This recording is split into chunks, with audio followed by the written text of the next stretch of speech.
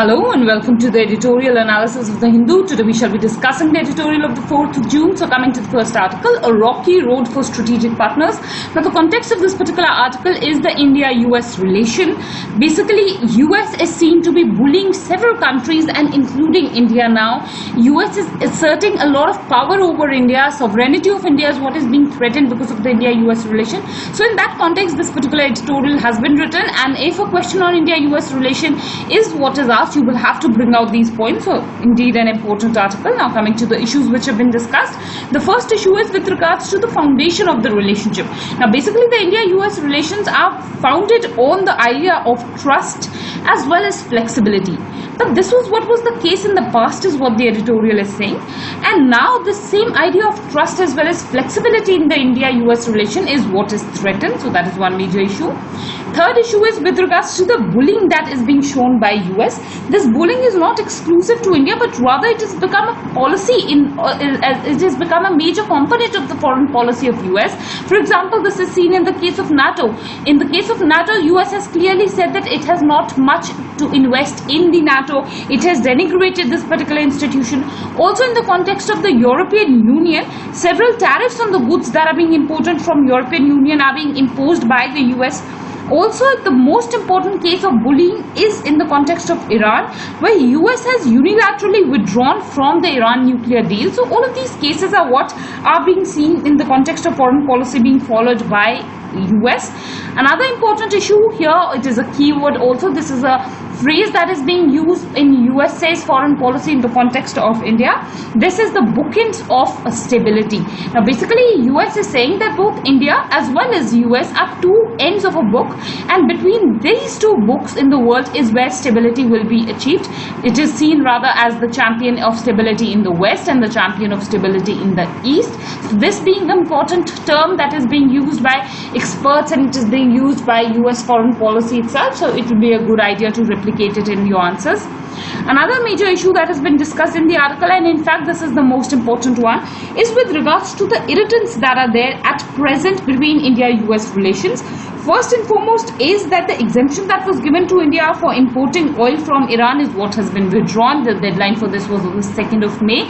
So now India is not being allowed by US to import oil from Iran, and Iran constitutes approximately 10% of India's oil imports, which will be a major economic burden on India for that matter. It will be very much difficult for India to replace this oil that it was imported for Iran. And not only the issue of oil, Iran as such is very, very important for India. We have a strategic relationship with Iran. Iran is important because it is providing us a gateway to Central Asia through the Shah Bahar port. Also on the issue of Afghanistan, both Iran and India are seeing similarly. They are both against the terrorism that is being sponsored by Pakistan. So on several issues, on several major issues, India and Iran have similar views. We have historic relations with Iran. And if India bends down in front of US, then definitely this is going to impact India's relationship with Iran. So that is one major irritant.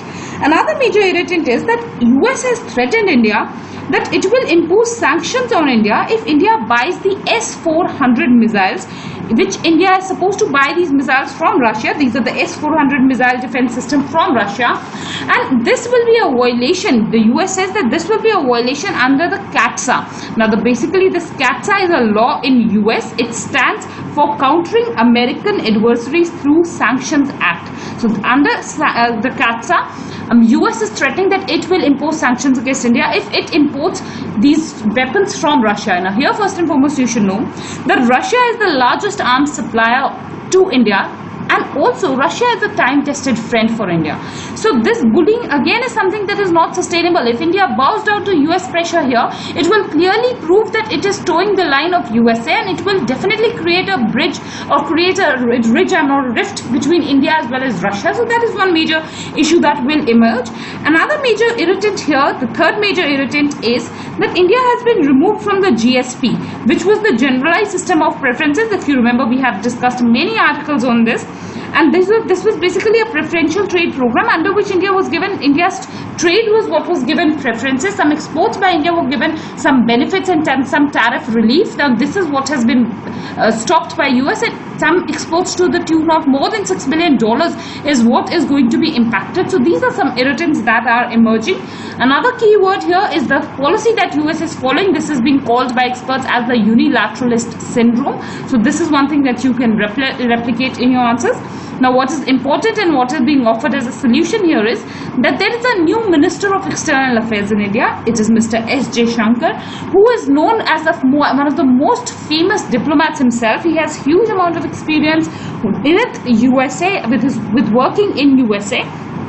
So it is being expected, it is being suggested that he should act as the one person who can break ice with USA. He should negotiate, he should communicate India's concerns to the interlocutors of the United States of America. So that is one ray of hope, or that is one suggestion that this particular editorial is offering in the backdrop of India-US relation.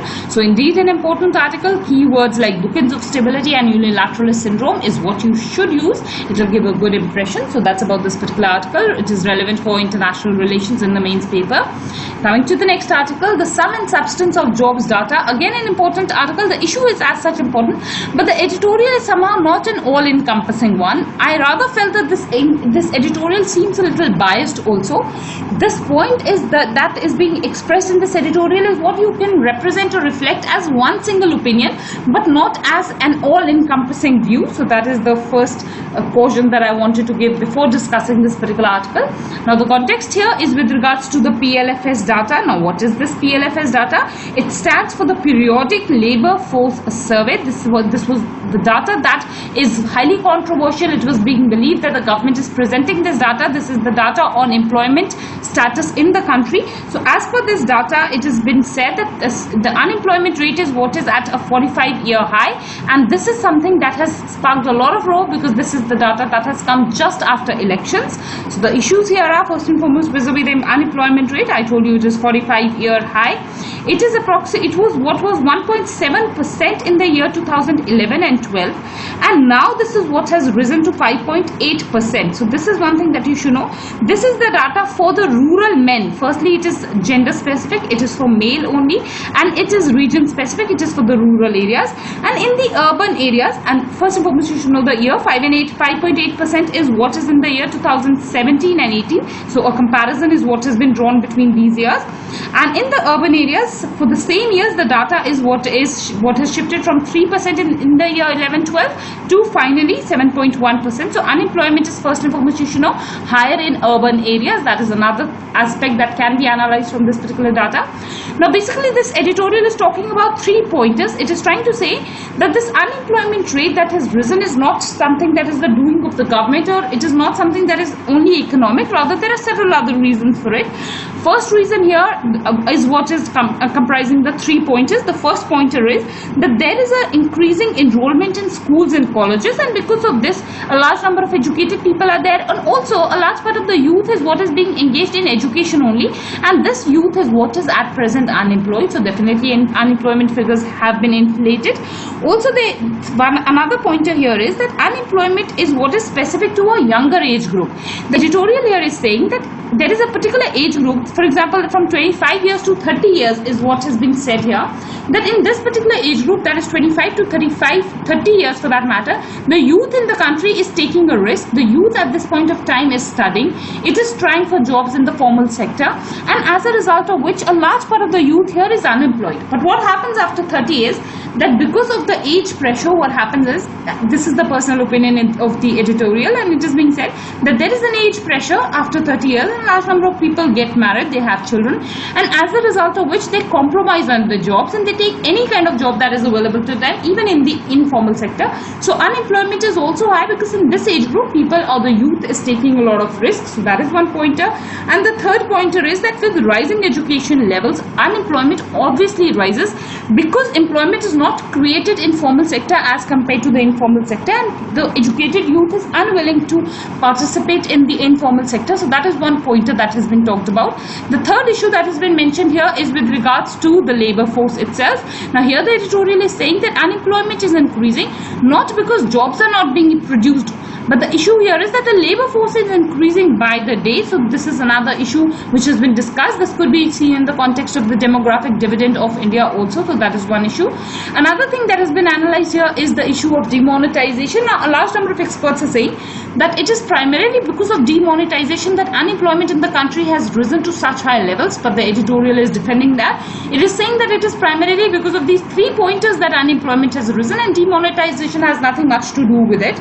So that is the entire analysis of this particular editorial. If you have to write it in your answers, you have to bring out these points. These 3 pointers are important, that yes, these could be a reason for increasing unemployment rate, but you cannot completely write off demonetization also. You should rather show an opinion that demonetization could also be an enabling factor for unemployment rate to increase, and that is how you have to analyze this particular issue, rather than blatantly saying that demonetization is not an issue in unemployment. So that is how you have to use these points, and that is how the application of this article will be. Indeed, it is important. Unemployment rate is the highest in 45 years, and whenever you are discussing anything in economy, you will be expected to talk about unemployment. So relevance is in General Studies paper 3.